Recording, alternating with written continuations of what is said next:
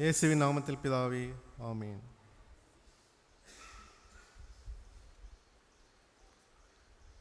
இன்னைக்கு என்ன தலைப்பு? சிலுவையின் வெற்றி. சிலுவை குறித்தும் சிலுவையினுடைய வெற்றியை குறித்து தியானிக்கும் முன்பாக, சிலுவை என்பது என்ன? What is cross? உலக பிரகாரமாக டிக்ஷனரி மீனிங் பார்த்தீங்கன்னா அது ஒரு கொலை கருவி. ஆனால் வேதாகத்தின்படி கொலைக்கருவின்னு சொல்லலாம். ஆனால் அது ஒரு கருத்தாக்கம், என்ன சொல்கிறது, ஒரு கான்செப்ட். சிலுவைன்றது ஒரு கான்செப்ட்.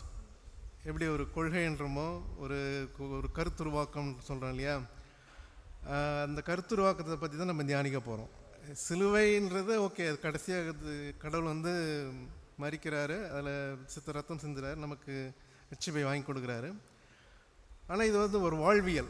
சிலுவை சுமத்தல், சிலுவை சுமக்கிறது, அதன்படி நம்ம வெற்றியை அடைவதுன்றது ஒரு வாழ்வியல். அதை தான் நம்ம இப்போ தியானிக்க போகிறோம். வேதாகமத்தின்படி சிலுவை என்பது அதை சுருக்கமாக சொல்லப்போனால் தேவனுடைய அன்பும் தேவனுடைய நீதியும் சந்தித்த இடம். தேவனுடைய அன்பும் தேவனுடைய நீதியும் சந்தித்த ஒரு இடம். ஒரு கிராஸை தேவனுடைய அன்புன்னு எடுத்துட்டா இன்னொரு இதை என்ன சொல்லலாம், தேவனுடைய நீதின்னு சொல்லலாம். ஏன்னு கேட்டிங்கன்னா, தேவன் நம்மளை மன்னிச்சு விட்டுட்டா அவர் அன்புள்ளவர், ஆனால் அவர் நீதி உள்ளவர் அல்ல. தேவன் நம்ம தண்டிச்சா அவர் நீதியுள்ளவர், அன்புள்ளவர் அல்ல. அவர் அன்புள்ளவராகவும் இருக்கணும், அதே சமயத்தில் நீதி உள்ளவராகவும் இருக்கணும். அன்புள்ளவராக இருந்து நம்முடைய பாவத்தை எப்படி மன்னிச்சார்? நம்முடைய பாவத்துக்கு பதிலாக அவர் மரித்து ரத்தத்தை சிந்தி நம்முடைய கடனை அவர் அடைச்சி அந்த நீதியை நிறைவேற்றி நமக்கு சம்பாதித்து கொடுத்தார். ஆகவே தேவனுக்கு ரெண்டு பக்கம் உண்டு. தேவன் அன்புள்ளவராக இருக்கிறார், தேவன் நீதி உள்ளவராக இருக்கிறார். ஒரு காயினுக்கு ரெண்டு பக்கம் உள்ள மாதிரி. ஒரு நீதி இல்லைன்னா அது என்ன நீதி இல்லை, ஒரு பக்கம் நீதி இல்லை, ஒரு பக்கம் அன்பு இல்லைன்னா அது செல்லா காசாகிடும். ஆகவே தேவன் ரெண்டுத்தையுமே அவர் நமக்கு இது பண்ணி அன்புள்ளவராகிற அன்பையும் நீதியும் நமக்காக செலுத்தி அவர் நமக்கு ரட்சிப்பை, விளையாட பெற்ற ரட்சிப்பை நமக்கு வாங்கி கொடுத்துருக்கிறார். சரி, சிலுவை சொல்கிற செய்தி என்ன? சிலுவை என்ன அர்த்தம்னு பார்த்தோம். அது ஒரு கருத்தாக்கம். தேவனுடைய அன்பும் தேவனுடைய நீதியும் சந்தித்த இடம்னு பார்த்தோம். சிலுவை சொல்லுகிற செய்தி என்ன? பாவிகளுக்காக இயேசு சிலுவையில் மரித்தார். 1 பேதுரு 2 அதிகாரம் 24-25 வசனத்தில், நாம் பாவத்திற்கு செத்து நீதிக்கு பிழைத்திருக்கும்படி அவர் தாமே நமது சரீரத்தில் நம்முடைய பாவங்களை சிலுவையில் சுமந்தார். அவருடைய தழும்பலால் நாம் குணமாகிறோம். ஆகவே பாவிகளுக்காக இயேசு சிலுவையில் மரித்தார் என்றுதான் சிலுவை சொல்லுகிற செய்தி. சரி, ஃபைனலாக சிலுவையினுடைய நோக்கம்தான் என்ன? சிலுவையினுடைய நோக்கம் பாவம் என்கிற விஷயத்தினால் மரித்து நம்மை உயிர்ப்பிக்கிறதற்கு. அதாவது யோவான் எழுதின சுவிசேஷம் 14-15 வசனங்களில் இயேசு கிறிஸ்து சொல்கிறார், சர்ப்பமானது மோசையினால் வனாந்தரத்தில் உயர்த்தப்பட்டது போல மனுஷகுமாரனும் தன்னை விசுவாசிக்கிறவன் கெட்டு போகாமல் நித்திய ஜீவனை அடையும்படிக்கு உயர்த்தப்பட வேண்டும். பழைய ஏற்பாட்டில் மோசே அந்த வனாந்தரத்தில் சொல்ல ஜனங்கள் போவாங்க, அவங்க பாவம் செய்வாங்க, அதனால் கொள்ளுவாய் சர்ப்பத்தை அனுப்புவார். கொள்ளுவாய் சர்ப்பத்தை அனுப்பினால மரித்து போவாங்க நிறைய பேர். அதிலிருந்து அவங்களை ரட்சிப்பதற்காக ஒரு வெண்கல சர்ப்பத்தினால் ஒரு சர்ப்பத்தை செஞ்சு உயர்த்த சொல்லி யாரெல்லாம் அதை பார்க்குறாங்களோ அவங்க அந்த கொள்ளுவாய் சர்ப்பத்தில் உள்ள விஷயத்திலிருந்து நீங்கி அவர்கள் உயிரடைவார்கள், ரட்சிக்கப்படுவார்கள். அங்கே எப்படி அந்த வெண்கல சர்ப்பம் உயர்த்தப்பட்டதோ இங்கே யார் உயர்த்தப்பட்டார்? ஆண்டவராக இயேசு கிறிஸ்து உயர்த்தப்பட்டார். பாவ சாயலான மனுஷன் ஸ்தானத்தில் உயர்த்தப்பட்டார். அங்கே எப்படி அந்த விஷ சர்ப்பத்தின் சாயலில் அந்த வெண்கல சர்ப்பம் இருந்தது. அந்த வெண்கல சர்ப்பத்தில் விஷம் இல்லை, அந்த வெண்கல சர்ப்பத்தில் விஷம் இல்லை. அதை நோக்கி பார்த்த யாவரும் உயிரடைந்தார்கள். அதாவது அந்த விஷம் நீங்கி அவர்கள் மரிக்காமல் இருந்தார்கள். அதே போல் இயேசு கிறிஸ்து பாவம் அவரில் காணப்படவில்லை. பாவ சாயலான மனுஷனுடைய சாயலில் வெண்கல சர்ப்பத்தை போல் உயர்த்தப்பட்டார். பாவம் என்கிற விஷம் அவரில் இல்லை. ஆனால் பாவம் என்கிற விஷயத்தினால் செத்து கொண்டிருந்த மனிதர்கள் உயிரடைந்தார்கள். இதுதான் சிலுவையினுடைய நோக்கம். இந்த மரித்து கொண்டிருக்கிற பாவத்தினால் மரித்து கொண்டிருக்கிற மனிதர்களை எங்கே கொண்டு சேர்க்கணும்? அவருடைய அந்த அந்த தேவ கோபாக்கினையிலிருந்து ரட்சிக்கப்படுவதற்காக அதுதான் அந்த நோக்கம் இதில் வெளிப்படுகிறது. தேவனுடைய நோக்கம் சிலுவையினால் வெளிப்படுகிறது. சரி, சிலுவையினால் என்ன வெற்றி? வெற்றின்னு சொல்கிறோம் இல்லையா? என்ன வெற்றி? இப்போ ஒரு பந்தயத்துக்கு தயாராக வராங்க, ஒரு இலக்குன்னு ஒன்று இருக்கும், இதை அடைந்தால் வெற்றி, இதை செஞ்சால் வெற்றி. இப்போ சிலுவையின் மூலம் நம்ம எதை அடையப் போகிறோம்? இந்த வாழ்வின் அடிப்படையில் நம்ம எதை அடையப் போகிறோம்? அது கடவுளுக்கு என்ன லாபம், நமக்கு என்ன லாபம்? கடவுளுடைய பார்வையில் அவருக்கு என்ன வெற்றி, நம்முடைய மனிதனுடைய பார்வையில் நமக்கு என்ன வெற்றி? கடவுளுடைய பார்வையில் பார்த்தீங்கன்னா, தேவனுடைய திட்டம் கிறிஸ்துவினால் சிலுவையின் மூலம் நிறைவேறியது. தேவனுடைய திட்டம் என்ன? மனுஷன் தேவனோடு ஐக்கியப்பட்டு அவரை மகிமைப்படுத்த வேண்டும். இதுதான் தேவனுடைய திட்டம். தேவனுடைய திட்டம் முதலாம் ஆதாமினால் நிறைவேற முடியவில்லை. அதனால் பிந்தின ஆதாமை இந்த உலகத்துக்கு அனுப்பினார். அவரின் மூலம் தேவனுடைய திட்டம், ஒரிஜினல் பிளான். அதுக்கப்புறம் ஆல்டர்னேட் பிளான் கொண்டு வந்தார். அது பழைய ஏற்பாட்டு வரைக்கும் அதுதான் இருந்தது. ஆனால் ஒரிஜினல் பிளான் காலம் நிறைவேறிய போது அது மனுஷகுமாரனை அனுப்புகிறாரு.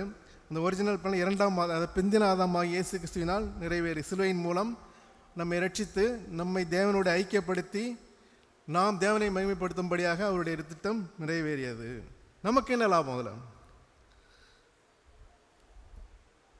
அதில் 3 காரியங்கள் நடைபெறுகிறது. சிலுவையினால் 3 காரியங்கள் நம்முடைய வாழ்க்கையில் நிறைவேறியது. முதலாவது பாவ தண்டனையிலிருந்து விடுதலை. ரட்சிப்புன்ற இல்லையா? என்ன ரட்சிப்பு? ரட்சிப்பில் 3 காரியங்கள் அடங்கியிருக்கிறது. முதலாவது பாவ தண்டனையிலிருந்து விடுதலை, freedom from punishment of sin, first P. ரெண்டாவது பாவத்தின் வல்லமையிலிருந்து விடுதலை, power of sin, freedom from power of sin. ரெண்டாவது பி, அதாவது பனிஷ்மெண்ட், பவர். அடுத்து பாவ பிரசன்னத்திலிருந்து விடுதலை, freedom from presence of the sin. ஓகேவா? Freedom from punishment of sin, அது பாவ தண்டனையிலிருந்து விடுதலை. Freedom from power of sin, பாவ வல்லமையிலிருந்து விடுதலை. Freedom from presence of sin, பாவ பிரசன்னத்திலிருந்து விடுதலை. ஒருவன் எப்பொழுது இயேசு கிறிஸ்துவை ஏற்றுக்கொள்கிறானோ அப்போ என்ன நடக்குது? அவன் எதிலிருந்து விடுதலை பெறுகிறான்? பாவ தண்டனையிலிருந்து விடுதலை பெறுகிறான். பனிஷ்மெண்ட் ஆஃப் சின்லேருந்து ஃப்ரீடம், விடுதலை கிடைக்கிறது. இது ஒரு வெற்றி. சரி, அடுத்தது என்ன கிடையாது? பாவத்தினுடைய வல்லமையிலிருந்து விடுதலை, பவர் ஆஃப் சின். நம்ம பாவ தண்டனையிலிருந்து விடுதலை பெற்றோம். மறுபடியும் பாவம் செய்யாமல் இருக்க வல்லமை வேணும் இல்லையா? அந்த உலகத்தில் நடக்கும்போது மறுபடியும் பாவம் செய்யாமல் இருக்க நமக்கு வல்லமை வேண்டும். அதை யார் கொடுக்கறது? மறுபடியும் இயேசு கிறிஸ்து அவருடைய கிருபையின் மூலமாக கொடுக்கிறார். அதனால் freedom from power of sin. இது கண்டினியூஸ் ப்ராசஸ், நம்ம இறக்குற வரைக்கும் நடக்கிறது. இந்த பாவ தண்டனையிலிருந்து விடுதலை ஒன் டைம் ப்ராசஸ்.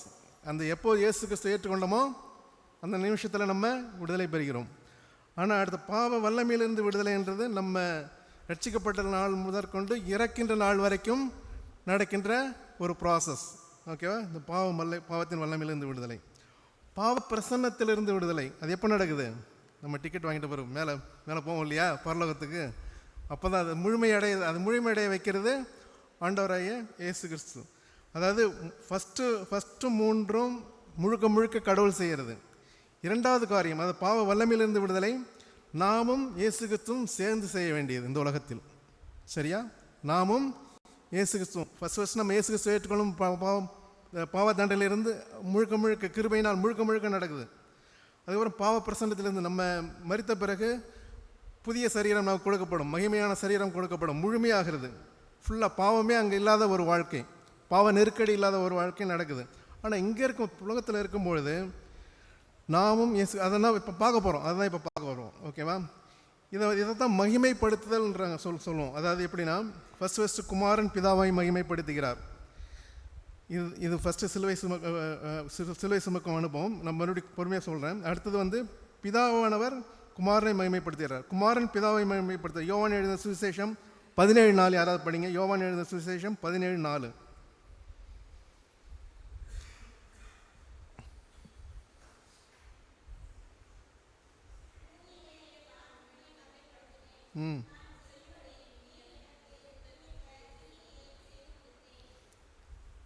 அதாவது குமாரன் பிதாவுக்கிட்ட ஜெபம் பண்ணும்போது இப்படி சொல்கிறாரு, பூமியிலே நீ எனக்கு நியமித்த கிரியை செய்து முடித்தேன், பூமியில உம்மை மகிமைப்படுத்தினேன்னு சொல்கிறாரு. ஆகவே பூமியில் அவருடைய என்ன பிரதான நோக்கம் என்னவாக இருந்தது? இயேசு கிறிஸ்துவின் பிரதான நோக்கம் பிதாவை மகிமைப்படுத்துவது. ஆகவே குமாரன் பிதாவை இது யார் செஞ்சுருக்கணும்? முதலாம் ஆதாம் செஞ்சுருக்கணும், மகிமைப்படுத்தியிருக்கணும். ஆண்டவரை, அதாவது அவருடைய கட்டளை கீழ்ப்படிந்து அவனை மகிமைப்படுத்தியிருக்க வேண்டும். யார்? தேவனை முதலாம் ஆதாம் மகிமைப்படுத்தியிருக்க வேண்டும். அதை செய்யாதனால தான் ஆண்டவரை இயேசு கிறிஸ்து பிறந்து அனைத்து பாவ சோதனைகளையும் வென்று யாரை மகிமைப்படுத்துகிறாரு? பிதாவை மகிமைப்படுத்துகிறார். அடுத்தது பிதாவானவர் குமாரனை மகிமைப்படுத்துகிறார். அதில் இந்த 17ஆம் அதிகாரம் 22ஆம் வசனம் படிங்க. அதே 17ஆம் அதிகாரம் 22ஆம் வசனம்.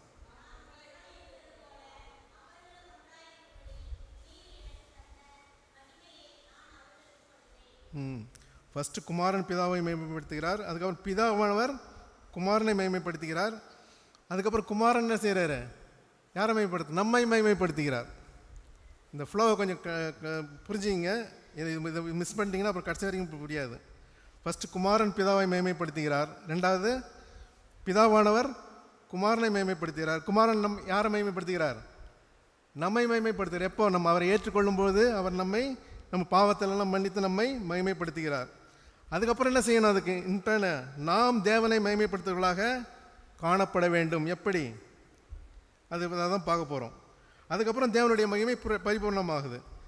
இப்போ குமாரன் பிதாவை மகிமைப்படுத்துகிறது ஒரு சிலுவை சுமக்கும் அனுபவம். மறுபடியும் சொல்கிறேன், குமாரன் பிதாவை மகிமைப்படுத்தினது ஒரு சிலுவை சுமக்கும் அனுபவம். அதே போல் நாம் தேவனை மகிமைப்படுத்த போகிறதும் ஒரு சிலுவை சுமக்கும் அனுபவம். இந்த சிலுவை சுமக்கும் அனுபவம் ப்ராப்பராக இருந்தால் தான் நம்ம என்ன கிடைக்கும்? நமக்கு வெற்றி கிடைக்கும். அவர் வெற்றி சிறந்து போயிட்டார், அவர் வெற்றி முழுமையாக அடைஞ்சிட்டார். அவர் எப்படி பண்ணார்னு பார்க்க போகிறோம். அதை தொடர்ந்து நம்ம எந்த நிலைமையில் இருக்க போகிறோன்றதை நம்ம பார்க்க போகிறோம். 2 காரியங்கள், குமாரன் பிதாவை மேம்படுத்தியது, நாம் தேவனை மேம்படுத்துவது, இரண்டுமே சிலுவை சுமக்கும் அனுபவம். ஓகேவா? ஃபஸ்ட்டு இயேசு கிறிஸ்து சிலுவை சுமக்கும் அனுபவத்தை நாம் தியானிக்க போகிறோம். மத்தேயு எழுதின சுவிசேஷம் 16:24 படிங்க. மத்தேயு 16:24. அப்பொழுது இயேசு தம்முடைய சீஷர்களை நோக்கி, ஒருவன் என்னை பின்பற்ற விரும்பினால் தன்னைத்தான் வெறுத்து தன் சிலுவையை எடுத்துக்கொண்டு என்னை பின்பற்ற கடவன். என்ன செய்யணுமா? சீஷர்கள் ஒருவன் என்னை பின்பற்ற விரும்பினால் தன்னைத்தான் வெறுத்து தன் சிலுவையை எடுத்துக்கொண்டு பின்பற்றி வர சொல்கிறார். சரி, தன்னைத்தான் வெறுத்து சிலுவை சுமக்கிறதுனா என்ன என்ன என்ன என்ன அர்த்தம்?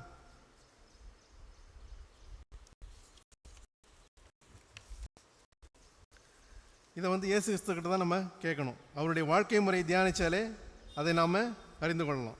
அதனால் அவருடைய வாழ்க்கை முறை ஒரு 4 வித பகுதிகளாக நம்ம பிரித்து நம்ம தியானிக்க போகிறோம். முதலாவது பகுதி அவருடைய பிறப்பில் சிலுவை. முதலாவது அவருடைய பிறப்பில் சிலுவை.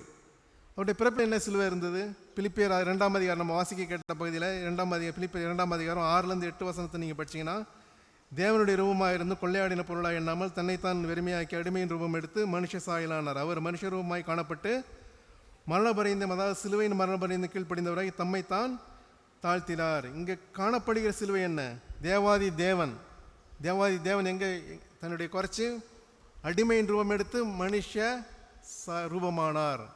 என்ன சாதாரண காரியமா? சாதாரண காரியம் இல்லை.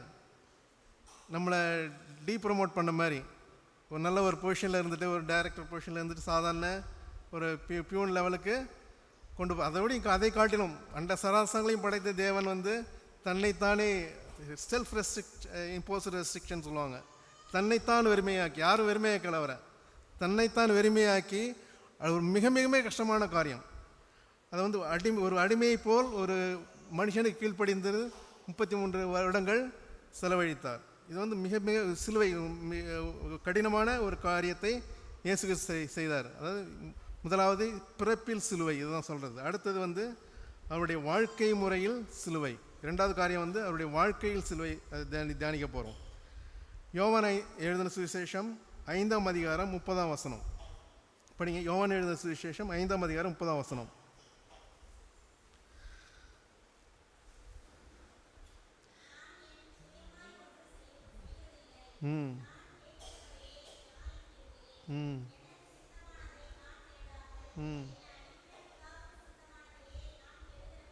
ம்.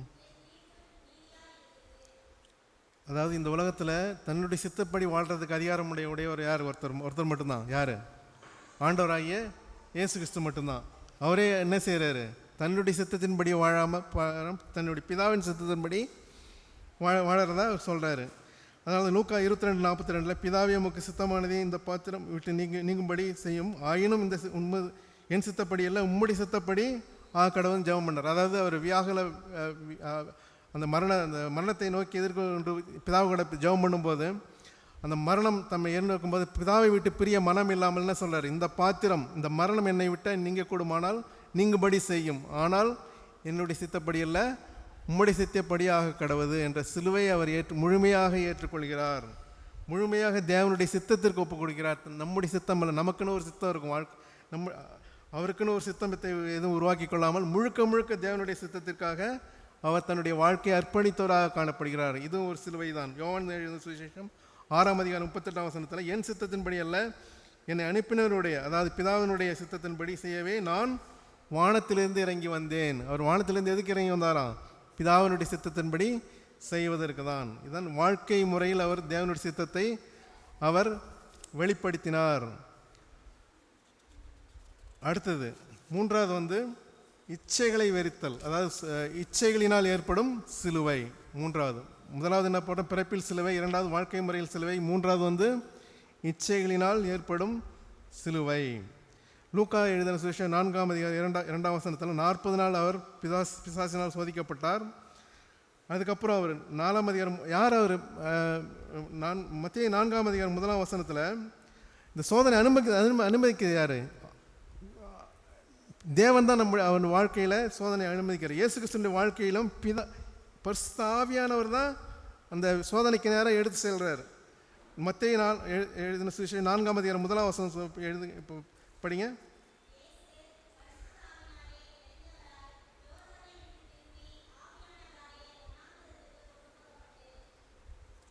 ஆவியானவராலே வனாந்தரத்திற்கு எதுக்காக கொண்டு போகப்பட்டார்? சோதிக்கப்படுவதற்கு. ஆகவே தேவன் இந்த சோதனைகளை நம்ம இதுக்கு வரும்போது நம்ம தியானிப்போம்.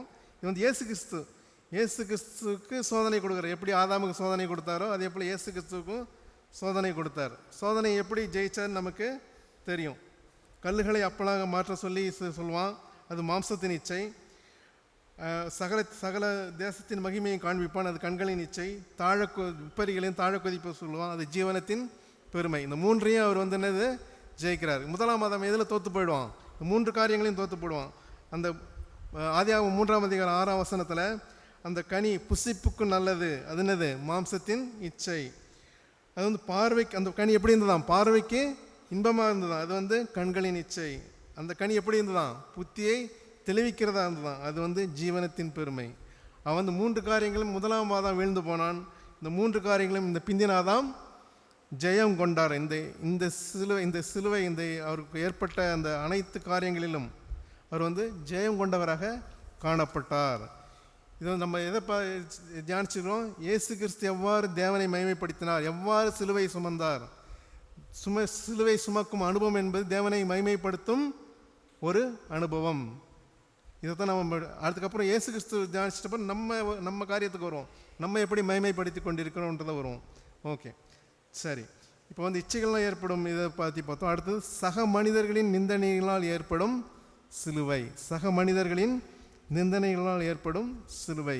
இயேசு கிறிஸ்துவை எப்படி மக்கள் நிந்திச்சாங்கன்னு பார்ப்போம். மார்க் எழுதின சுவிசேஷம் 6:3 எல்லாரும் படிங்க. மார்க் 6:3.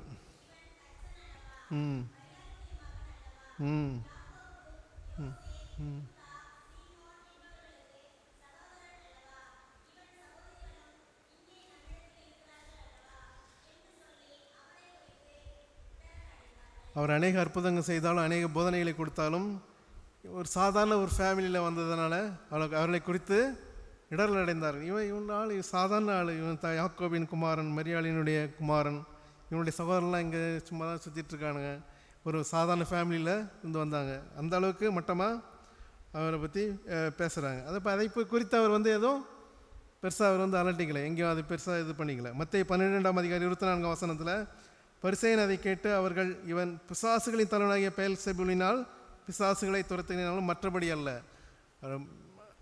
அநேகரை அந்த பிசாசின் பிடியிலிருந்து அவர் வந்து விடுதலை செய்வார். அதை குறித்து அவர்களை பிதாவை மகிமைப்படுத்த அவர்களுக்கு மனதில்லை. என்ன சொல்கிறாங்க? பெயல் சொபுவனினால், பிசாசுகளின் தலைவனாகிய பெயல் சொபுவனினால் இவர் அவருக்கு அதுக்கும் விளக்கம் கொடுத்துருக்கார், பொறுமையாக விளக்கம் கொடுத்தார். அவளை கொடுத்து யாரும் கடிந்து கொள்ளலை, எதுவும் பண்ணல. அது மட்டும் இல்லை, சிலையில் தொங்கிக் கொண்டிருக்கும் போது என்ன செய்கிறாங்க? மத்தேயு எழுதின சுவிசேஷம் 27ஆம் அதிகாரம் 41-42 வசனங்களை படிங்க. மத்தேயு எழுதின சுவிசேஷம் 27, 41, 42.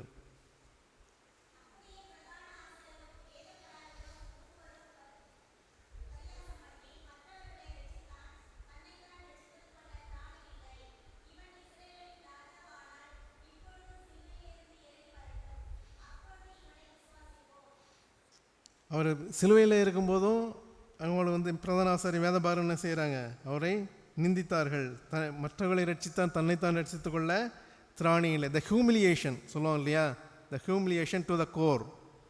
அவர் சாதாரண இருக்கும்போதும் ஹியூமிலியேட் பண்ணாங்க, சிலுவையில் தொங்கிக் கொண்டிருக்கும் போதும் ஹியூமிலியேட் பண்ணாங்க. ஆனால் அதை குறித்து அவர் வந்து விசனப்பட்டதாகவோ அதை குறித்து கவலைப்பட்டதாகவோ எங்கேயுமே சரித்திரம் கிடையாது. ஆனால் நம்ம என்ன செய்கிறோம்? நம்மளை பற்றி யாராவது சொல்லிட்டா ரொம்ப ரொம்ப சீரியஸாக எடுத்துக்கிறோம்.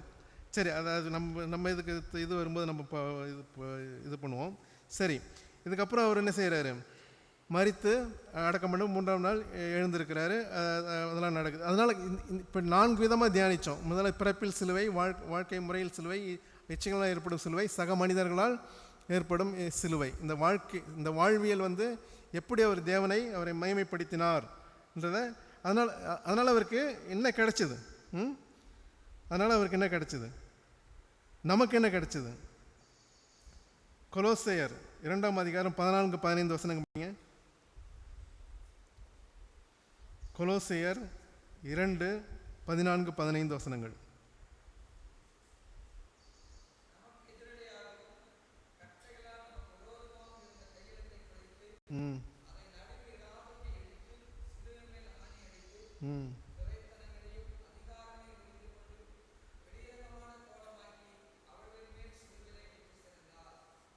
இவர் இப்படி வாழ்ந்ததுனால நமக்கு கிடைத்த, அவருக்கு பலன் கிடைச்சது யாருக்கு கிடைச்சது? நமக்கு கிடைச்சது. அவருக்கு அந்த பலன்லாம் எதுவும் தேவையில்லை. அவருக்கு நமக்கு தான் பெரிய பலன். என்னது? நமக்கு, அதாவது அதில் நமக்கு எதிரடியாக கட்டளைகள் நமக்கு விரோதமாக இருந்த கையெழுத்துனா என்ன அர்த்தம்னா, அதாவது கிரேக்கில் என்ன சொல்லுவாங்க, இந்த ஒரு கடன் வாங்கிட்டான்னு ஒரு பத்திரம் எழுதி வச்சுருவாங்க. அந்த கடன் செலுத்த முடியலன்னா என்ன செய்யணும்? இந்த பத்திரத்தை வச்சு அவனை தூக்கி என்ன வேணாலும் பண்ணுவாங்க, அடிமையாக்குவாங்க, இது என்ன வேணாலும் செய்வாங்க. அந்த பத்திரத்தை என்ன செஞ்சிட்டாராம்? குலைத்து போட்டு அந்த ஸ்பாஞ்சை வச்சு அழித்த மாதிரி அழிச்சிட்டாராம். கையெழுத்தை குலைத்து அதை ஃபுல்லாகவே எரேஸ் பண்ணிட்டாராம் அந்த சிலுவையினால். இது பண்ணி துறைத்தனங்களையும் அதிகாரங்களையும் உறிந்து கொண்டு வெளியரங்கரமான குலமாக்கி அவைகளின் மேல் வெற்றி சிறந்தார். சிலுவையின் வெற்றியின் காட்சி இல்லையா, இதுதான் வெற்றி, இயேசு கிறிஸ்துனுடைய வெற்றி. அதனால் அவருக்கு என்ன கிடச்சிது? எபிரேயர் 12:2 அவர் தமக்கு முன் வைத்திருக்கிற சந்தோஷத்தை பொருட்டு அவமானத்தை எண்ணாமல் சிலுவையை சகித்து தேவனுடைய சிங்காசனத்தின் வலது பாரிசத்தில் வீற்றிருக்கிறார். அவர் எங்கே இருக்காராம்? தேவனுடைய வலது பாரிசத்தில் வீற்றிருக்கிறார். அது இல்லாத இப்போ நம்ம வாசிக்க கேட்ட பகுதியில், இந்த கடைசி பகுதியில் பார்த்தீங்கன்னா தெரியும். பிலிப்பியர் 11-12 வசனம்னு நினைக்கிறேன். 11-12 பிலிப்பியர் 2ஆம் அதிகாரம் 11-12 வசனம். பிதாவாகிய தேவனுக்கு மகிமையாக இயேசு கிறிஸ்து கர்த்தரென்று நாவுகள் யாவும் அறிக்கை பண்ணும்படிக்கும் எல்லா நாமத்திற்கும் மேலான நாமத்தை அவருக்கு தந்தருளினார். பார்த்தீங்களா? அவருக்கு கிடைச்சது மாணவர் முதலத்தோர் அறிக்கை பண்ணும்படியாக எல்லாத்துக்கும் மேலான ஒரு மேலான நாமத்தை அவருக்கு கடவுள் வந்து இயேசு கிறிஸ்துவுக்கு வந்து அவர் கொடுக்குறாரு. சரி, இயேசு கிறிஸ்து வந்து அழகாக தன்னுடைய வாழ்வியினால், அதாவது தன்னுடைய வாழ்க்கை முறையினால் சிலுவையை சுமந்து கடைசியில் மரிக்கிறது மட்டும்தான் சிலுவை கிடையாது, வாழ்க்கையே ஒரு சிலுவையாக இருந்தது. பிறப்பில் சிலுவை, வாழ்க்கையில் சிலுவை, இச்சைகளினால் ஏற்படும் சிலுவை, சக மனிதர்களால் ஏற்படும் சிலுவை. இந்த காரியங்களை சகித்தவராய் யாருக்கு மகிமை செலுத்தினார்? தன்னுடைய பிதாவுக்கு மகிமை செலுத்தினார். அதனால் யாருக்கு பெனிஃபிட்டாக இருந்தது? நமக்கு, பூலோகத்தார் அனைவருக்கும் அவருக்கு பெனிஃபிட்டாக இருந்தது. தேவனும் அவரை எல்லாவற்றுக்கும் மேலாக அவரை உயர்த்தினார். அதனால் சிலுவையில் அவர் வெற்றி சிறந்தார். சரி, அவர் வெற்றி சிறந்தார், தேவன் எல்லாத்தையும் முடிச்சிட்டாரு அவரே. அதனால் நம்ம வந்து சிலுவை சுமக்கணுமா? அவரும் சுமந்துட்டாரு. நிறைய பேர் சொல்கிற காரியம் என்னென்னா, இயேசு கிறிஸ்து அனைவற்றையும் செய்து முடித்து விட்டார், நம்ம வந்து எதுவுமே செய்ய தேவையில்லை, நம்ம ஜாலியாக இருக்கலாம். அப்படியே வேதகம் சொல்லுது. கொலோசியர் 1:24 இப்பொழுது உங்கள் நிமித்தம் அனுபவிக்கிற பாடுகளில் சந்தோஷமடைந்து கிறிஸ்துவனுடைய உபத்திரவங்களில் குறைவானதை அவருடைய சரீரமாகி சபைக்காக மாம்சத்தில் நிறைவேற்றுகிறோம். யார் சொல்கிறாரு? பவுல் வந்து சொல்கிறாரு, உங்கள் நிமித்தம் அனுபவிக்கிற பாடுகள், அதாவது சபையின் நிமித்தம் அவர் வந்து பாடுகளை அனுபவிக்கிறார். அப்பயே வந்து ஜெயிலில் போட்டாங்க, எல்லாமே செஞ்சாங்க. அது இல்லாத 2 தீமோத்தேயு 1:11-12 அதற்கு நான் பிரசங்கியாகவும் புறஜாதியாருக்கு போதகனாகவும் நியமிக்கப்பட்டேன். நான் இந்த பாடுகளை அனுபவிக்கிறேன், ஏனென்றால் நான் விசுவாசிக்கிறவர் இன்னார் என்று அறிவேன். பாடுகளை இது பற்றி சொல்கிறார். அது இல்லாத பவுலுக்கு தரிசனம் ஆகிட்ட பிறகு ஒரு தீர்க்கதரிசிக்கிட்ட அனுப்புவார் கடவுள். யார்கிட்ட? அனனியா என்ற தீர்க்கதரிசிக்கிட்ட பவுலை அனுப்புவார். அனனியா கிட்ட கடவுள் சொல்வார். அப்போஸ்தலர் 9:16 படிங்க. அப்போஸ்தலர் 9:16.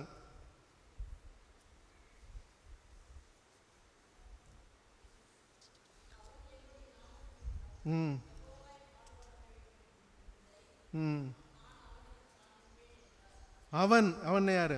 பவுல்.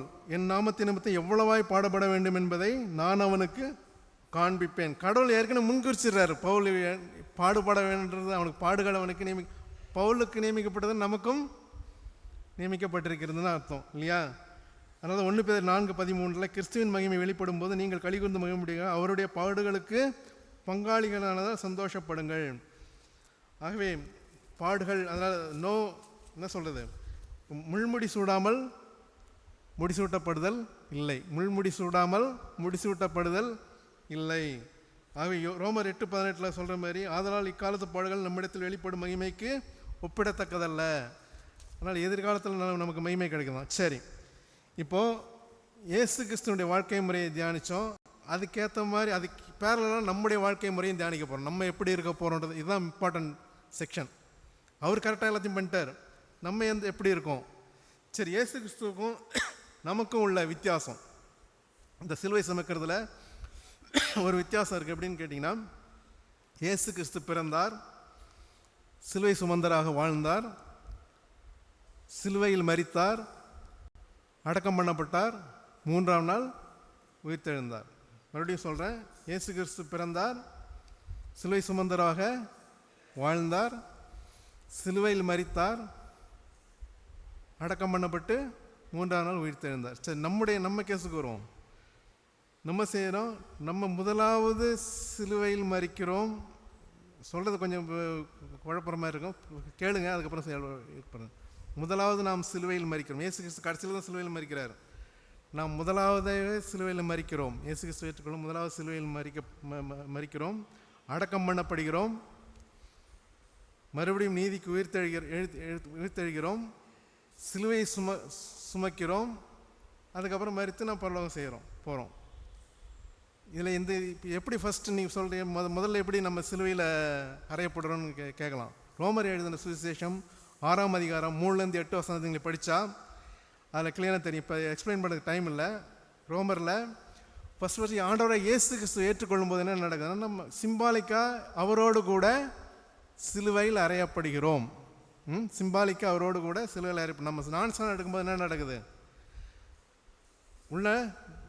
அப்போ என்ன நடக்குது? பாவத்திற்கு மரித்து, தண்ணியில் மூழ்கும்போது பாவத்திற்கு மரித்து, சிலுவையில் அறையப்பட்டு பாவத்திற்கு மரித்து மேலே எழுந்திருக்கும் போது எதுக்கு எழுந்திருக்கோம்?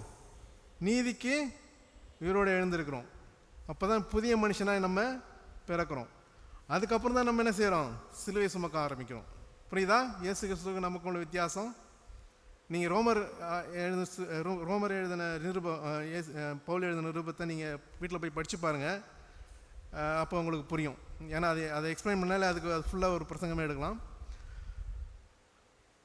அதனால் எப்பொழுது நம்ம ஆண்டவரை இயேசு கிறிஸ்து ஏற்றுக்கொள்ளுமோ அப்போது நம்ம சிலுவையில் அறையப்பட்டு மரித்து அடக்கம் பண்ணப்பட்டு, அதாவது ஞானஸ்நானத்தினுடைய சிம்பாலிக்காக தான் நம்ம பாவத்திற்கு மரித்து நீதிக்கு உயிர்த்தெழுந்து புதிய சிருஷ்டி ஆகிறோம், புதிய மனிதன் ஆகிறோம். சரியா? சரி, நாம் சிலுவை சுமப்பது நம்ம தனியாக சுமக்க போகிறோமா, கூட யாராவது கூட வராங்களா? இயேசு கிறிஸ்து என்ன தனியாக சுமந்தாரா? தனியாக தானே சுமந்தார். வாழ்க்கையில் சிலுவையை தனியாக தான் சுமந்தார். அவருக்கு வல்லமை இருந்தது. நமக்கு அந்த வல்லமை இருக்கா? சிலுவை சுமப்பதற்கு, மனிதன வாழ்க்கையில் சிலுவை சுமப்பதற்கு, நம்ம பார்த்தீங்கன்னா பிறப்பில் சிலுவை, எல்லாமே சிலுவையெல்லாம் பார்த்தோம் இல்லையா? அது சுமப்பதற்கு நமக்கு வல்லமை இருக்கா? இல்லை.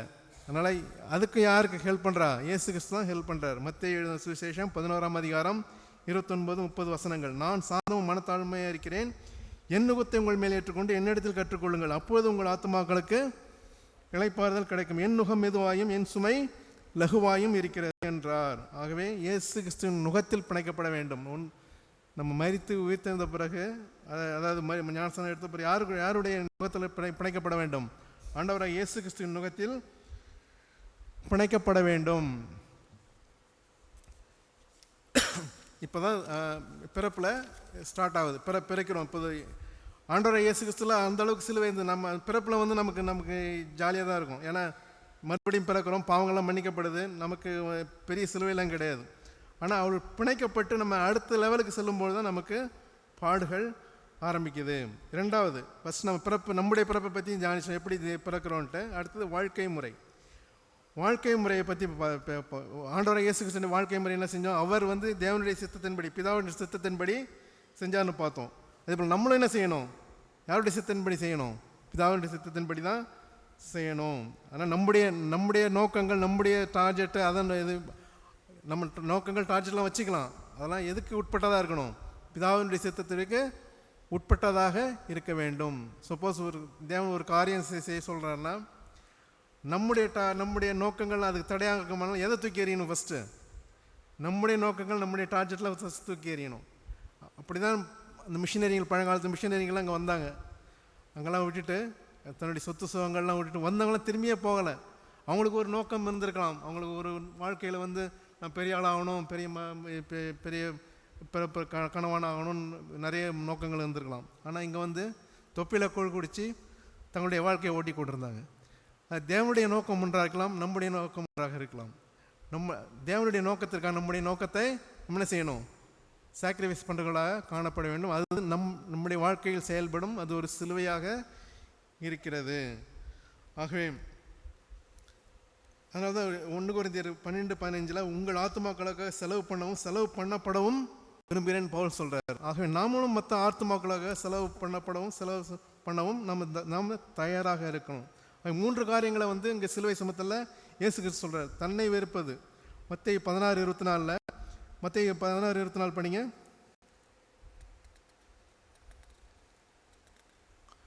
ஒருவன் என் பின்னே வர விரும்பினால் தன்னைத்தான் வெறுத்து தன் சிலுவையை எடுத்துக்கொண்டு, ஏற்கனவே பார்த்தாலே பின்பற்ற கடவன். அது தன்னைத்தான் வெறுக்கிறது ஏற்கனவே பார்த்தோம் இல்லையா? நம்முடைய சித்தத்தின்படி அல்ல, பிதாவின் சித்தத்தின்படி செய்கிறது நம்மை வெறுக்கிறது. முதலாவது தன்னை வெறுக்க வேண்டும். அடுத்தது வந்து தன்னுடையவர்களை வெறுக்க வேண்டும். லூக்கா எழுதின சுவிசேஷம் 14:26 படிங்க. லூக்கா 14:26.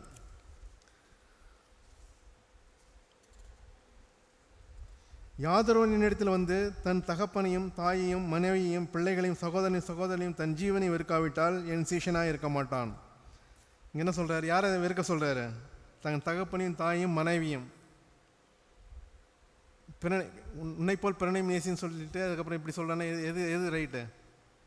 உன்னைப்போல் பிறனையும் நேசின்னு சொல்கிறாரு. இங்கே வந்து தகப்பனையும் தாயையும் மனைவியும் பிள்ளைகளையும் சகோதரனையும் வெறுக்க சொல்கிறாரு. என்ன சொல்ல வர்றாரு?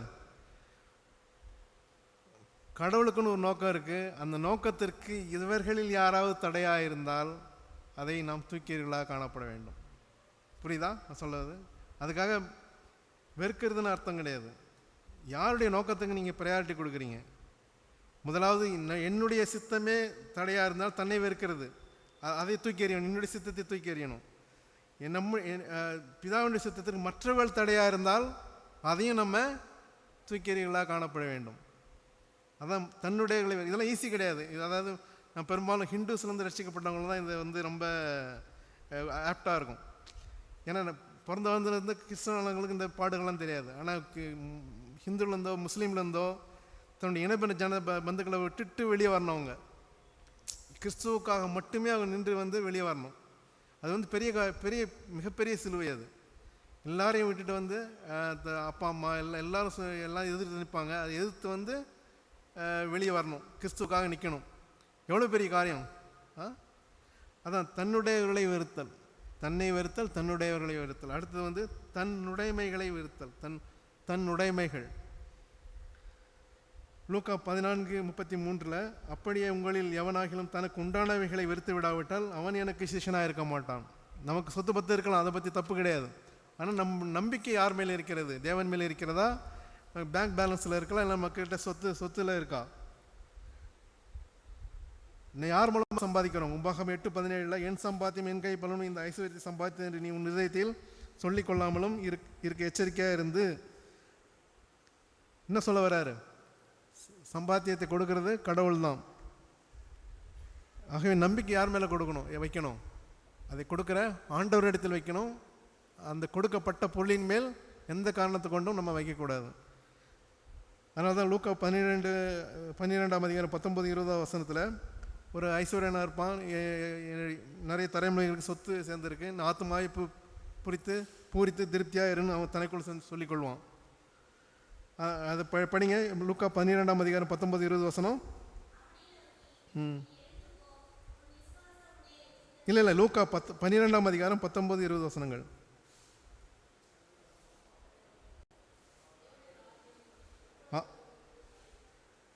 ஆத்துமாவே உனக்காக அநேக வருஷங்களுக்காக அநேகம் பொருட்கள் சேர்த்து வைக்கப்பட்டிருக்கிறது, நீ இளைப்பாரி புசித்து குடித்து பொறுப்பாயிரு. தேவனும் அவனை நோக்கி, மதிகேடனே, உன் ஆத்துமா உன்னிடத்தில் இந்த ராத்திரில் எடுத்துக்கொள்ளப்பட்டால் அப்பொழுது சேகரித்தவை யாருடையதாகும் என்றார். ஆகவே தேவன் அவருடைய ஒருவனுக்கு எவ்வளோ ஆஸ்தி இருந்தாலும் அது அவனுக்கு ஜீவன் அல்ல. நம்மளுடைய நம்பிக்கை அவர் இயேசு கிறிஸ்துவின் மேல் வைக்க வேண்டும், தேவனின் மேல் வைக்க வேண்டும். அதனால் தன்னை வெறுப்பது, தன்னுடையவர்களை வெறுப்பது, தன்னுடைமைகளை வெறுப்பது, இந்த 3 காரியங்களும் நம்முடைய வாழ்க்கையில் இந்த வாழ்க்கை முறையில் காணப்பட வேண்டும். பிறப்பு பார்த்தோம், இப்போ வாழ்க்கை முறையில் இந்த 3 காரியங்களும் காணப்பட வேண்டும். இந்த சிலுவையை நாம் சுமக்கிறவர்களாக காணப்பட வேண்டும். அடுத்தது என்னது? இச்சைகளினால் ஏற்படும் சிலுவை, இச்சைகளை வெறுத்தல். ஏற்கனவே இயேசு கிறிஸ்து கண்களின் இச்சை, மாம்சத்தின் இச்சை, ஜீவனத்தின் பெருமையை எப்படி மேற்கொண்டான்னு பார்த்தோம் இல்லையா? இப்போ நம்ம என்ன செய்கிறோம்? நம்ம ஏற்கனவே பாவத்திற்கு மரித்து நீதிக்கு உயிர் தெரிந்திருக்கோம். மறுபடியும் அந்த மரித்த பாவத்திற்கு உள்ளாக நாம் கடந்து செல்லலாக காணப்படக்கூடாது. கலாத்தியர் 5:24 கிறிஸ்துவனுடையவர்கள் தங்கள் மாம்சத்தையும் அதன் ஆசை இச்சைகளையும் சிலுவையில் அறைந்திருக்கிறார்கள். யாரு? கிறிஸ்துவனுடையவர்கள் தங்கள் மாம்சத்தையும் அதன் ஆசை இச்சைகளையும் எங்கே அரைஞ்சிருக்கணுமா? சிலுவையில் அரைஞ்சிருக்கணும். சிலுவையில் அரைஞ்சால் மறுபடியும் வர முடியுமா? அது மறுபடியும் வருதுன்னு என்ன அர்த்தம்? சிலுவையில் நம்ம இன்னும் அறையலன்னு அர்த்தம். அதனால் ரோமர் 7:18-19 சொல்ல மாதிரி நம்முடைய மாம்சத்தில் நன்மையானது வாசமாக இருக்கவில்லை. அதேபடியில் என்னிடத்தில், அதாவது என் மாம்சத்தில் நன்மை வாசமாய் இருக்கிறதில்லை என்று அறிந்திருக்கிறேன். நன்மை செய்ய வேண்டும் என்று விருப்பம் என்னிடத்தில் இருக்கிறது, ஆனால் நன்மை செய்வதோ என்னிடத்தில் இல்லை. பவுல் இப்படி எழுதுகிறார். ஆதலால் நான் விரும்புகிற நன்மையை செய்யாமல் விரும்பாத தீமையை செய்கிறேன். இப்போ நம் மாம்சத்தில் என்ன இருக்குது? மாம்சத்தில் பாவம் கொடி கொண்டிருக்கிறது. மாம்சம் டுவர்ட்ஸ் பாவத்திற்கு நேராக இழுக்கும். ஆனால் உள்ள ஆவியிலே பர்சாவியினர் இருக்கிற டுவர்ட்ஸ் ஆண்டவருக்கு நேராக இழுப்பாங்க. ஆத்மாவில் எதை ஃபீட் பண்ணுறோமோ அதுக்கு நேராக இங்கே போயிடும். நம்ம ஃபுல்லாக தேவனுக்கு பிரியமில்லாத காரியங்களில் நம்ம படித்து இன்புட்டு எங்கே போவோம்? டுவர்ட்ஸ் மாம்சத்துக்கு நேராக போயிடும். நம்ம ஆண்டவருக்குரிய காரியங்களை தியானித்து அந்த ஐக்கியத்திலே இருந்தோம்னா எதுக்கு நேராக போவோம்? ஆவிக்கு நேராக, தேவனுக்கு நேராக நாம் திருப்பப்படுவோம். அது மட்டும் இல்லாமல் நீங்கள் நியாயப்பிரமாணத்திற்கு கீழ்பற்றிராமலா, ரோமர் 6:14 நீங்கள் நியாயப்பிரமாணத்திற்கு கீழ்பற்றிராமல் கிருபைக்கு கீழ்பட்டிருக்கிறபடியால் பாவம் உங்களை மேற்கொள்ள மாட்டாது. அதனால் தேவனுடைய கிருபைக்காக நம்ம தாழ்மையோடு அவர்களை வேண்டிக்கொள்வர்களாக காணப்பட வேண்டும். இந்த பாவத்தை மேற்கொள்வதற்கு நம்மளால் முடியுமா? அது நிச்சயமாக முடியாது. இயேசு கிறிஸ்து அவருடைய ஓன் பலத்தில் செஞ்சார். கண்களின் நிச்சயம் மாம்சத்தின் ஜீவனத்தின் பெருமையை தன்னுடைய சொந்த பலத்தினால் அவர் செய்தார். நம்மளால் அதை செய்ய முடியுமா? முடியாது. அதனால தான் அவருடைய நுகத்தில் பிணைக்கப்பட்டவர்களாக நம்ம சிலுவையை சுமக்கிறவர்களாக காணப்பட வேண்டும். இல்லைன்னா நமக்கு தோல்விதான். ஆகவே இச்சைகளில் ஏற்படும் சிலுவையை இயேசு கிறிஸ்துவை வைத்து, ஏன்னா அவர் நம்மை போல் சோதிக்கப்பட்டு பாடுபட்டு ஜெயம் கொண்டவர்களாக இருக்கிறபடியால் நமக்கு உதவி செய்வதற்கு வல்லமையுள்ளவராய் இருக்கிறார். ஆகவே இச்சைகளில் ஏற்படும் சிலுவை இவ்வாறாக நாம் மேற்கொள்ள வேண்டும். அடுத்தது சக மனிதர்களால் வரும் நிந்தனை. 1 கொரிந்தியர் 6ஆம் அதிகாரம் 7ஆம் வசனத்தில், நீங்கள் ஒருவரோடொருவர் வழக்காடுகிறது எவ்விதத்திலும் குற்றமாயிருக்கிறது. அப்படி செய்கிறதை விட நீங்கள் ஏன் அநியாயத்தை சகித்துக் கொள்கிறதில்லை, ஏன் நஷ்டத்தை பொறுத்து கொள்கிறதில்லை. இன்றைக்கி அநேக சர்ச்சில் பார்த்தீங்கன்னா நிறைய கேஸ், கோர்ட்டு கேஸ். அப்பயே அன்றைக்கே சொல்லியிருக்கிறார், நீங்கள் ஒருவரோடொரு வழக்காடுகிறது எவ்விதத்திலும் சரி கிடையாது. சரியில்லைன்னா ஜெபம் பண்ணுவோம், அவ்வளோதான். ஜெபம் பண்ணி அது கோர்ட்டில் போயிட்டு கேஸ் போட்டு அந்த மாதிரி. இப்போ நமக்கு மேலே ஒருத்தவங்க யாராவது அவதூறு சொன்னாங்கன்னா கீப் குவைட். உங்களோட இதில் நீங்கள் சரியாக இருந்தீங்கன்னா கீப் குவைட். எக்ஸ்பிளேஷன் எதாங்க ஏன் கொடுக்க வேணா எக்ஸ்பிளேஷன் கொடுங்க, சாந்தமாக கொடுங்க, அவ்வளோதான். நீங்கள் சண்டை போடணும்னு அவசியம் கிடையாது. அதான் 1 பேதுரு 2:19 பேதுரு இப்படி சொல்கிறார், ஏனெனில் தேவன் மேல் பற்றுதலாக இருக்கிற மனசாட்சி நிமித்தம் ஒருவன் அநியாயமாய் பாடுபட்டு உபத்திரவங்களை பொறுமையாக சகித்தால் அதுவே பிரீதியாக இருக்கும். நீங்கள் குற்றம் செய்து அடிக்கப்படும் போது பொறுமையோடு சகித்தால் அதனால் என்ன கீர்த்தி உண்டு. நீங்கள் நன்மை செய்து பாடுபடும் போது பொறுமையோடு சகித்தால் அதுவே தேவனுக்கு முன்பாக பிரீதியாக இருக்கும். இப்படிப்பட்ட காரியங்களை தேவன் நம்ம செய்ய சொல்கிறார். இதுவும் சிலுவை தான், இதுவும் சாதாரண காரியம் கிடையாது. ஒருவேளை நம்ம தூற்றும்போது, நம்ம இது பண்ணும்போது நமக்கு என்ன செய்ய, அந்த ஈகோ வெளியே வரும். நான் சொல்கிறதுனால நான் பெரிய பெர்ஃபெக்ட்னு சொல்லுவேன். நானும் சரியான காரியங்களை தவறி இருக்கிறேன். அதனால் நானும் இதை நோக்கி இன்னும் என்ன செய்யணும், ஃபைன் டியூன் பண்ணணும். என்னை சேர்த்து தான் சொல்லிக்கிறேன், ஓகேவா? அதனால் நான் இங்கே ஒரு பெரிய புஸ்தகன்ற இந்த காரணத்தினால இங்கே சொல்ல வரல.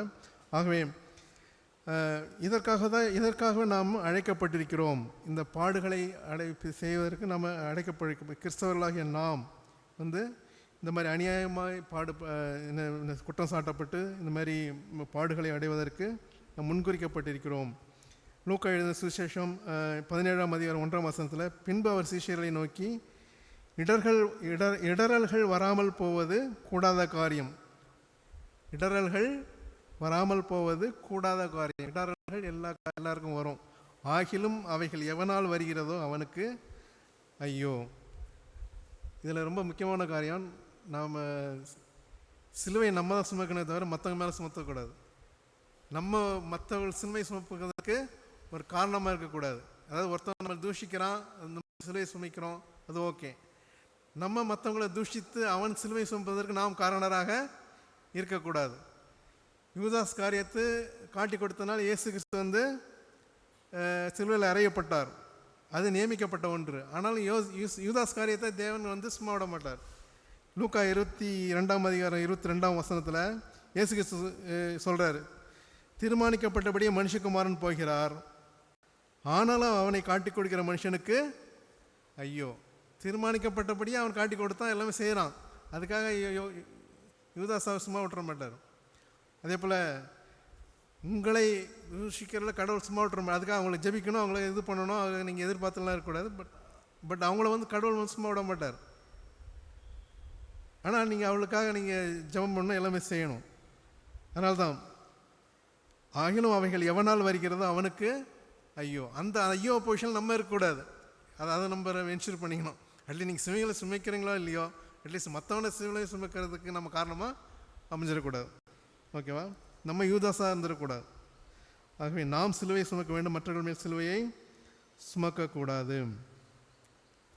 இதை செய்தால் நம்ம என்ன செய்கிறோம், இந்த பூமியில் தேவனை மகிமைப்படுத்துவதாக காணும். எப்படி இயேசு கிறிஸ்து அவருடைய என்ன செஞ்சார், அவருடைய நோக்கம் என்ன, பூமியில் வந்த நோக்கம் பிதாவை மகிமைப்படுத்துறது தான் அவருடைய நோக்கம். இயேசு கிறிஸ்துவின் நோக்கம் தான் நம்முடைய நோக்கமும் இல்லையா? எப்படி அவர் சிலுவை சுமந்து பிதாவை மகிமைப்படுத்தி வெற்றி சிறந்தாரோ, அதே போல் நாமும் சிலுவை சுமந்து, யார் தனியாக இல்லை, இயேசு கிறிஸ்துவோடு கூட இணைக்கப்பட்டு சிலுவை சுமந்து இந்த பிறப்பில், வாழ்க்கை முறையில், அந்த இச்சைகளில், சக மனிதர்களால் ஏற்படும் நிந்தனைகளில் சிலுவை சுமந்து யாரை மகிமைப்படுத்தணும், பிதாவை மகிமைப்படுத்துவதாக காணப்பட வேண்டும். அப்பொழுது நமக்கு வெற்றி உண்டு. அந்த வெற்றியினால் நமக்கு ரிவார்டு இருக்குது. எப்போ ஆஃப்டர் இதுக்கு ரிவார்டு இருக்குது. என்ன ரிவார்டு?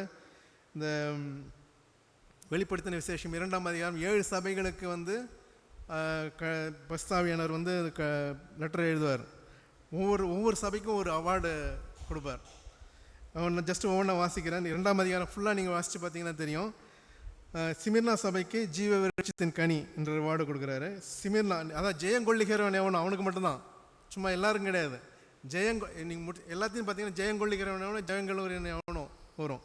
ஜெயங்கொள்றதுன்னா என்னது? இப்போ நம்ம பார்த்தோம் இல்லையா, வெற்றி அடைவது. இப்போ நம்ம என்ன செய்கிறோமோ அதுதான். இதை ப்ராப்பராக நம்ம பிதாவை மகிமைப்படுத்தும் போது அவங்களுக்கு கிடைக்கும்பொழுது, நம்ம இறந்த பிறகு மறுபடியும் பரலோகத்தில் சென்று நமக்கு கிடைப்பது இந்த சிமனா சபைக்கு ஜீவரட்சத்தின் கனி. சிமனா அடுத்த சபைக்கு வந்து இப்போ ஜீவகிரீடம், பெருகமுவுக்கு மறைவான மன்னா, தியேத்திராவுக்கு ஜாதிகளின் மேல் அதிகாரம், சர்தை சபைக்கு வெண்வஸ்திரம், பிலதெல்பியா சபைக்கு தேவாலயத்தில் உள்ள ஒரு தூண், லவோதிக்கேயா சபையில் உள்ளவங்களுக்கு சிங்காசனத்தில் அமர்தல். சிங்காசனத்தில் அமர்தல்னா எப்படி இயேசு கிறிஸ்து எனக்கு பிடிச்சது வந்து கடைசி இந்த லவோதிக்கேயா சபைக்கு என்ன கொடுக்குறாரு, அதான் எனக்கு ரொம்ப பிடிச்சது. அதாவது இயேசு கிறிஸ்து சொல்லுவார், நான் ஜெயங்கொண்டு தேவனுடைய வலது பாசத்தில் வீற்றிருக்கிறது போல ஜெயங்கொள்கிறேன் அவனும் என்னுடைய சிங்காசனத்தில் பக்கத்தில் அமர்வதற்கு அவனுக்கு ஒரு இடம் கொடுப்பேன்னு சொல்லுவார். அதை நீங்கள் படித்து பாருங்கள், 2ஆம் அதிகாரம் போய் படித்து பாருங்கள். ஆகவே நமக்கு இந்த பூமியில் மட்டுமல்லாமல் இம்மையிலும் மட்டுமல்ல மறுமையிலும் நமக்கு இந்த மகிமை நமக்கு காத்திருக்கிறது. ஆகவே இயேசு கிறிஸ்து எவ்வாறு தேவனை மகிமைப்படுத்தி இந்த பூமியில் வாழ்ந்தவர், அவ்வாறு நாமும் தேவனை மகிமைப்படுத்தி சிலுவையை சுமந்து தேவனை மகிமைப்படுத்தி அந்த வெற்றியை அடைவோம், அந்த மகிமையை தேவனுக்கு கொடுப்போம். அதன் மூலம் அநேகருக்கு நாம் பிரயோஜனமுள்ளவர்களாக காணப்படுவோம். ஜெபம் செய்வோம். அன்புள்ள பிதாவே, எம்மை ஸ்தோத்தரிக்கிறோம், துதிக்கிறோம். நேற்று மாறாதவரை எம்மை துதிக்கிறோம் ஆண்டவரே. இந்த சிலுவையும் வெற்றியை குறித்து இம்மட்டுமாக நாங்கள் தியானிக்க கிருபை செய்ததற்கு எம்மை ஸ்தோத்தரிக்கிறோம் ஆண்டவரே. நீரே எங்களுக்காக இந்த பூமியில் அவதரித்து இந்த பிறப்பில் அடிமை ரூபமாக எடுத்து வாழ்க்கை முறையில் நீர் பிதாவுக்கு உகந்தவராக நீர் வாழ்ந்து இச்சைகளை மேற்கொண்டு சக மனிதர்களின் நிந்தைகளை ஏற்றுக்கொண்டு பிதாவை மகிமைப்படுத்தினராக அவர் வாழ்ந்தார். அதே வாழ்க்கையை நாங்களும் வாழ்களா காணப்பட கிருபை செய்ததிலும் அதற்கேற்ற கிருபையை எங்களுக்கு தந்து வழிநடத்திற்காமை ஸ்தோத்தரிக்கிற ஆண்டவரை. எங்களால் மகிமைப்படுத்த இயலாது என்பதை நாங்கள் அறிக்கையிடுகிறோம். உமது உதவியை நாடுகிறோம், உமது கிருபையை நாடுகிறோம். அந்த கிருபையினால் நாங்கள் உம்மை மகிமைப்படுத்தி சிலுவையை சுமந்து உம்மை மகிமைப்படுத்தி நீர் எங்களுக்காக வைத்திருக்கின்ற அந்த காரியங்களை நாங்கள் அடைந்து கொள்வதற்கு எங்கள் கிருபை செய்வதற்காக ஸ்தோத்தரிக்கிறோம். துதி கன மகிமை செலுத்துகிறோம். இயேசு நாமத்தில் ஜெபம் கேளும் பிதாவே, ஆமீன்.